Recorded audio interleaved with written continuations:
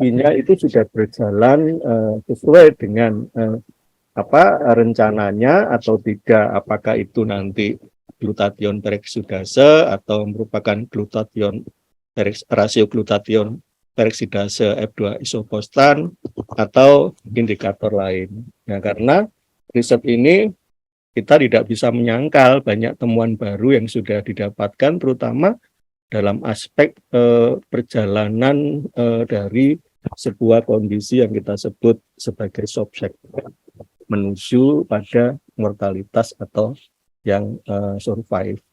Jadi penelitian ini sangat-sangat bermanfaat tentunya untuk pengembangan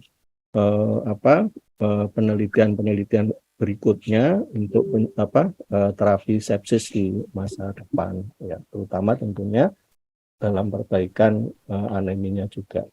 Saya kira itu yang bisa saya sampaikan sebagai pertanyaan. Sekali lagi selamat atas selesainya penelitian dan disertasi ini. Terima kasih. Terima kasih yang terhormat guru saya, Prof. Dr. Anang Endarayatu, Dr. SPAK, yang saat ini beliau sebagai co-promotor 1 saya.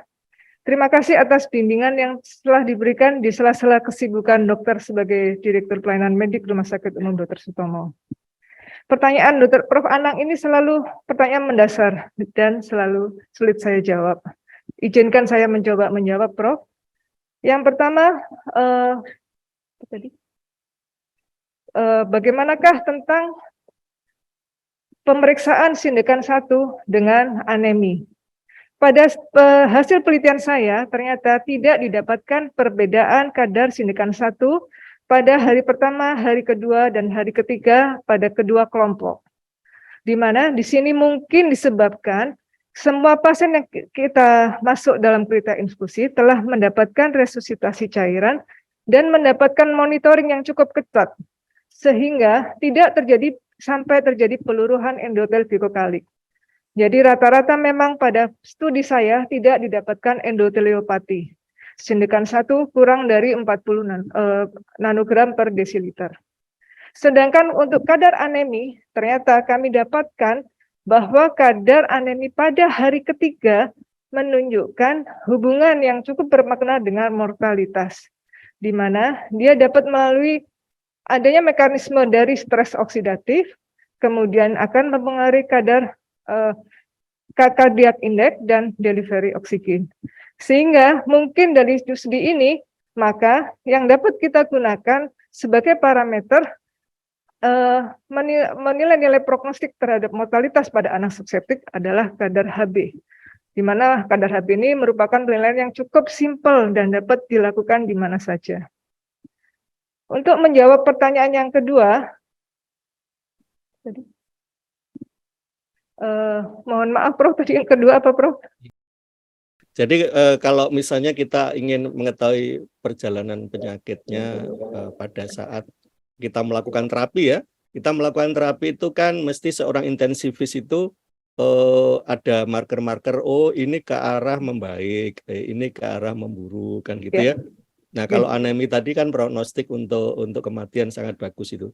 Tapi kalau dalam evaluasi hasil terapi, marker mana yang paling tepat? Nah, itu. Ya. Terima kasih Prof. Anang, izin saya jawab Prof. Jadi untuk marker yang tepat pada monitoring pada pasien anak shock septic dengan anemi dan tidak anemi, pada studi kami ini menggunakan teknik monitoring hemodinamik cukup valid, yaitu pressure record analytical method, di mana di sini kita ukur tekanan darah, cardiac index, SVRI, delivery oksigen melalui pemasangan akses arterial blood pressure. Pada studi kami ini kami bisa melakukan evaluasi pada hari pertama dengan mengukur dari pelot score, kemudian kita nilai bagaimana status hemodinamik hari pertama, hari kedua, hari ketiga. Untuk status hemodinamik hari pertama ini kita juga bisa mengukur dengan menggunakan vasoactive inotropic score untuk mengetahui bagaimana nilai prognostik dari hari pertama itu. Kemudian pada hari kedua kita juga bisa mengukur vasoactive inotropic score dan hari ketiga demikian juga. Tetapi pada studi kami ini sebagian besar dari semua pasien menunjukkan gambaran gangguan di cardiac index. Jadi cardiac index lah yang menjadi salah satu indikator prognostik pada pasien anak dengan shock septic. Nggih. Nggih, nggih. Saya sangat puas Ibu Ketua Sidang atas jawabannya, karena riset ini ternyata membuktikan bahwa untuk faktor prognostik dan prediktor kemajuan treatment itu sebenarnya ditemukan di riset ini dengan marker yang sederhana, dan itu dikuatkan dengan temuan-temuan yang terkait dengan patogenesis daripada septik. Saya kira itu yang jawaban yang sangat memuaskan, dan bagi saya itu temuan baru yang luar biasa. Terima kasih. Terima kasih, Prof. Anang. Mudah-mudahan nanti segera membaik, Prof. Rasanya segar bugar rasanya, Prof. Anang ya. Untuk selanjutnya kami persilakan co-promotor kedua, Dr. Antonius H. Pujiadi, dokter spesialis anak konsultan yang sudah jauh-jauh terbang dari Jakarta ke Surabaya. Kami persilakan. Terima kasih Dr. Sulistiawati, MKes. Pertama-tama saya ucapkan terima kasih kepada Fakultas Kedokteran Airlangga yang telah memberi kesempatan pada saya untuk berpartisipasi, membimbing, bahkan menjadi kopromotor untuk rekan sejawat saya di bidang emergensi dan rawat intensif anak. Yang kedua, saya ucapkan selamat juga untuk Dr. Arina yang dengan yang telah berhasil melakukan penelitian yang cukup rumit dan menghasilkan banyak publikasi. Pada kesempatan ini saya ingin bertanya, saya ingin saudara menguraikan profil hemodinamik anak septic shock yang setelah saudara amati menggunakan metode yang cukup canggih, yaitu pressure recording analysis method. Ya, hasil ini adalah sebuah sumbangan kepada ilmu pengetahuan dan klinisi tentang gambaran profil hemodinamik anak dengan septic shock. Itu yang pertama. Yang kedua, beberapa studi menggunakan antioksidan, ya, penggunaan antioksidan pada anak yang sepsis berat tidak berhasil menurunkan mortalitas. Saya ingin pendapat saudara, ya, apa yang harus dilakukan untuk dilakukan pada penelitian terapan agar terapi yang melibatkan antioksidan ini kemungkinan berhasil lebih tinggi. Terima kasih. Terima kasih yang terhormat guru saya, Dr. Antonius Hoki Pujiadi, SPAK. Terima kasih atas bimbingannya selama ini, dukungannya, memotivasinya. Beliau sebagai kopromotor dan guru kami saat kami menjalani pendidikan SP2 konsultan emergensi dan rawat intensif anak di Jakarta. Pertanyaan beliau selalu mendasar dan sulit bagi saya, tapi saya izin coba menjawab.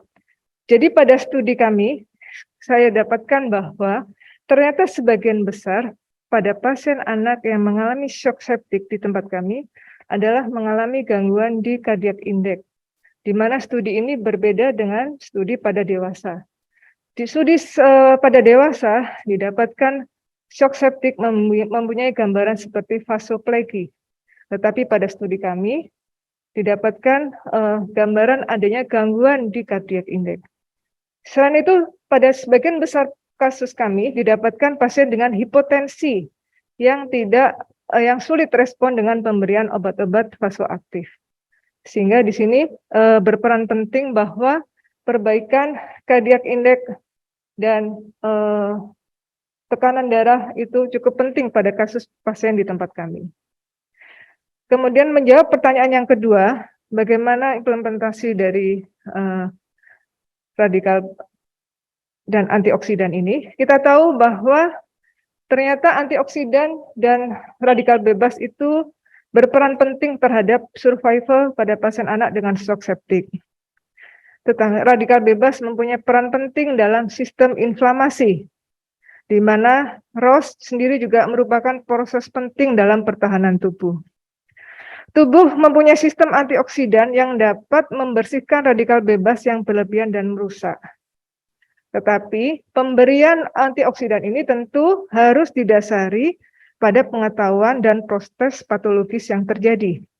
Sehingga memang pada penelitian kami tidak melakukan intervensi pemberian antioksidan ataupun untuk pelepasan dari radikal bebas. Nah, untuk itu dibuktikan penelitian lebih lanjut tentang penggunaannya dalam pelayanan klinis, apakah pasien itu dapat diberikan obat-obat antioksidan atau vitamin-vitamin antioksidan atau jenis antioksidan yang lain. Sekian, terima kasih, Dr. Antonius.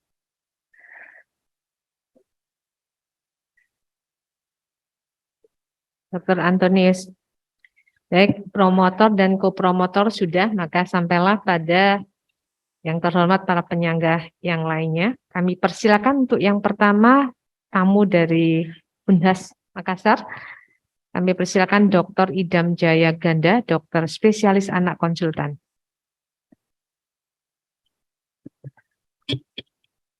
Terima kasih pimpinan sidang. Yang pertama-tama saya ingin juga menyampaikan ucapan terima kasih kepada Fakultas Kedokteran Airlangga yang telah memberikan kesempatan kepada saya untuk hadir sebagai penyangga pada ujian hari ini. Yang saya hormati para promotor, kopromotor, penyangga dan seluruh undangan yang saya hormati.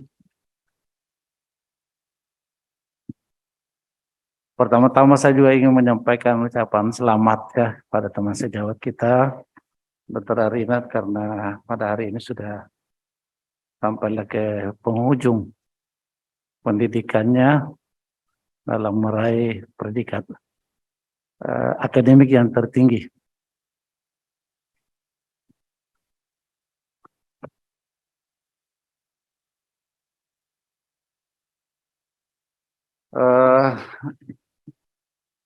Penelitian ini adalah fokus ke pasien sepsis yang dimana kita ketahui bahwa sepsis itu adalah terjadi disfungsi organ yang mengancam kehidupan yang disebabkan oleh disregulasi dari imun terhadap infeksi. Pada pasien kritis, khususnya pada pasien sepsis, memang sering kita temui adanya penurunan hemoglobin atau terjadi anemia yang sering menjadi kendala di dalam tata laksana pasien sepsis di perawatan intensif anak yang kadang berdampak terhadap tingginya mortalitas daripada pasien sepsis itu sendiri. Penelitian ini saya lihat sangat relevan dengan kondisi yang kami hadapi di perawatan intensif, dan mudah-mudahan banyak memberikan sumbangan pengetahuan kepada para klinisi, khususnya dokter yang berkecimpung di rawat intensif anak. Nah, berkaitan dengan itu, saya ingin Provenda untuk memberikan beberapa klarifikasi terhadap pertanyaan yang kami ajukan, yaitu bahwa secara teoritis kadar F2 isoprostan glutatium peroksidase, kemudian DKM1, seharusnya berbeda antara sepsis, pasien shock sepsis yang mengalami anemia dan tidak mengalami anemia. Tetapi pada penelitian saudara, pada pemeriksaan serial dari marker tersebut, baik pada hari pertama, kedua, dan ketiga, tidak ada perbedaan bermakna.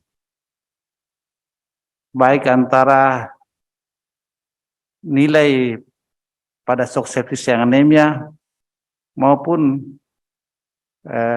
nilai pada shock sepsis tanpa anemia. Demikian pula perubahan dari ke hari juga tidak terlalu banyak perubahan. Nah, kira-kira apa yang menyebabkan hal ini terjadi? Terima kasih. Pada yang terhormat senior saya, Dr. Idam Jayaganda, SPAK. Terima kasih. Sebelumnya saya ucapkan terima kasih atas kesediaannya sebagai penyangga dari Universitas Hasanuddin Makassar. Perkenankan saya menjawab pertanyaan dari Dr. Idam. Kenapa pada studi saya didapatkan tidak ada perbedaan kadar F2 isoprostan dan glutathione peroksidase pada hari pertama, hari kedua, dan hari ketiga? Kita tahu bahwa pada sepsis akan terjadi proinflamasi, di mana dengan adanya pengeluaran mediator proinflamasi ini akan menyebabkan peningkatan dari reaktif oksigen spesies. Reaktif oksigen spesies ini dapat menyebabkan terjadinya peluruhan glikokalik. Peluruhan glikokalik ini akan menyebabkan peningkatan peroksidasi lipid, di mana didapatkan kadar F2 isoprostan yang akan meningkat. Secara teori ada beberapa jurnal yang menyampaikan bahwa pada kondisi anemia F2 isoprostan lebih tinggi, dan pada kasus non-anemi F2 isoprostan lebih rendah. Tetapi pada studi saya membuktikan sebaliknya. Ternyata F2 isoprostan lebih tinggi pada non-anemi pada hari pertama. Hal ini ternyata juga tidak berhubungan dengan derajat anemia. Pada studi yang dilakukan oleh Molina pada tahun 2017, ternyata pada pasien yang tidak mengalami sepsis, dia lebih tinggi dibandingkan pasien yang mengalami sepsis berat. Dalam literatur itu disebutkan bahwa mengapa F2 isoprostan dapat menjadi lebih tinggi pada kelompok yang non-anemi, karena dapat disebabkan adanya peredaman dari antioksidan, pemberian resusitasi cairan, sehingga terjadi tidak peningkatan dari stres oksidatif. Sedangkan pada glutathione peroksidase, kita tahu bahwa glutathione peroksidase itu dia tergantung kepada sistem. Pada studi yang dilakukan oleh Barber, glutathione peroksidase pada 48 jam itu akan mengalami penurunan sebesar 60%. Sehingga pada studi ini kami memang tidak mendapatkan perbedaan antara hari pertama, hari kedua, dan hari ketiga. Tetapi di sini dapat dilihat adanya kecenderungan kadar glutathione peroksidase yang lebih tinggi pada kelompok yang tidak anemi. Jadi pada studi ini, bila didapatkan kerusakan sel eritrosit dan didapatkan adanya ROS, maka ROS ini dapat diredam oleh antioksidan antisodium jenis lain seperti katalase ataupun SOD. Mungkin dari saya jawaban saya seperti itu, Dr. Idam.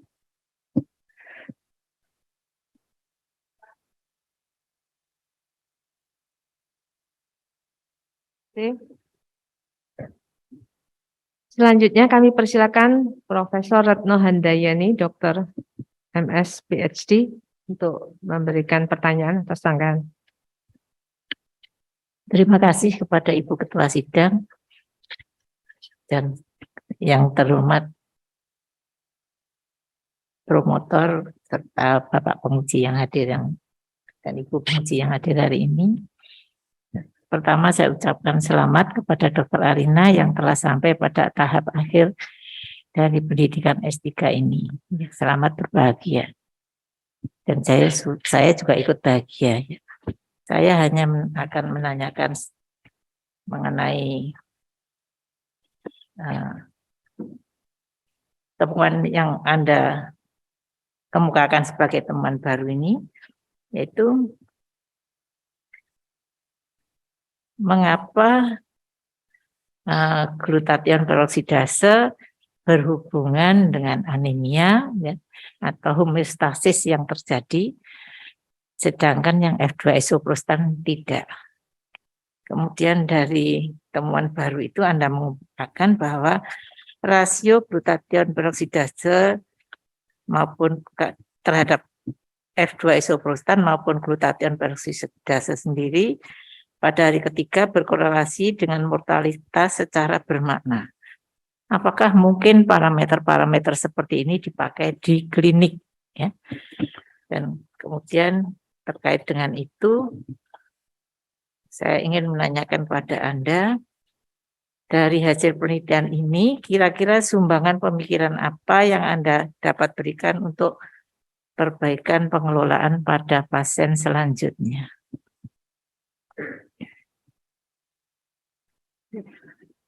Silakan dijawab. Yang terhormat Profesor Dr. Retno Handayani, MS PhD, beliau adalah guru saya dan pendamping saya juga sampai saat ini. Izinkan saya menjawab pertanyaan Prof. Kenapa pada studi saya ini didapatkan didapatkan hubungan yang bermakna pada glutathione, sedangkan tidak didapatkan perbedaan yang bermakna pada F2 isoprostan. Kita tahu bahwa F2 isoprostan merupakan hasil dari peroksidasi lemak, di mana sebenarnya kemungkinan dari pengaruh stres oksidatif itu tidak hanya merusak pada peroksidasi lemak. Stres oksidatif dapat merusak metabolisme protein, kemudian DNA, sehingga pada kasus ini, pada studi kami, tidak didapatkan perbedaan pada kadar F2 isoprostan. Kemungkinan pengaruh stres oksidatif ini terjadi pada titin, yaitu merupakan suatu protein, ya, sehingga sekalipun tidak dapat dibuktikan hubungan antara kontraktilitas dengan jantung, tetapi dia berkorelasi ternyata dengan cardiac index dan glutathione peroksidase. Glutathione peroksidase ini sebenarnya kan bersifat antioksidan, sehingga efek-efek pada organ itu merupakan keseimbangan antara radikal bebas dan antioksidan. Kemungkinan telah terjadi peredaman dari radikal bebas atau yang di sini direpresentasikan oleh F2 isoprostan oleh jenis antioksidan yang lain. Sehingga kenapa tidak terjadi perbedaan yang bermakna antara F2 isoprostan pada kelompok anemi dan tidak anemi. Kemudian aplikasi di klinis, maka dengan studi kami mungkin perlu penelitian yang lebih lanjut tentang penggunaan pemberian antioksidan pada pasien anak dengan shock septik. Tapi mungkin belum banyak penelitiannya, jadi mungkin nanti akan menjadi saran untuk penelitian lanjutan. Terima kasih.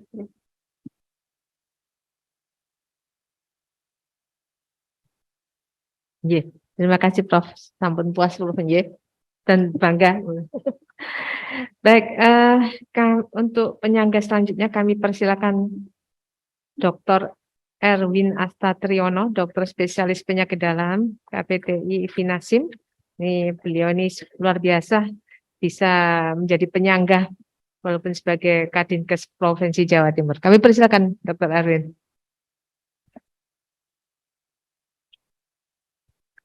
Terima kasih. Assalamualaikum warahmatullahi wabarakatuh. Yang kami hormati pimpinan sidang, promotor, kopromotor 1 dan kopromotor 2, para guru besar sejawat selaku penguji dan yang hadir sebagai undangan akademik. Yang pertama, selamat Dr. Arina Setianing Tias, ya, masuk pada fase akhir. Ya. Dan harapan kami ke depan tetap jaga dasar-dasar ilmiah, proses berpikir untuk menyelesaikan dari satu masalah ke masalah yang lain. Ya. Izinkan Bu pimpinan sidang, kami akan menyampaikan 2 pertanyaan yang relatif sebetulnya sangat mendasar ya, sederhana sebetulnya. Jadi yang disampaikan tadi terkait dengan anemia. Dan kita tahu bahwa anemia itu ada yang akut, ada yang kronis, ada yang gangguan produksi, ada hemolitik, perdarahan. Ya. Apakah penyebab atau patofisiologi problem anemia itu punya mekanisme yang sama atau berbeda terkait dengan dinamika stres oksidatif, degradasi glikokalix, dan gangguan sistem hemodinamik pada anak dengan shock septic? Itu pertanyaan nomor 1. Pertanyaan nomor 2 terkait dengan nomor 1 tadi, apakah kalau kita bisa intervensi anemianya itu bisa mengubah prognosis pada kasus-kasus pasien sepsis pada anak atau shock septic? Terima kasih. Iya. Terima kasih, Dokter yang terhormat, Dr. Erwin, SPPD.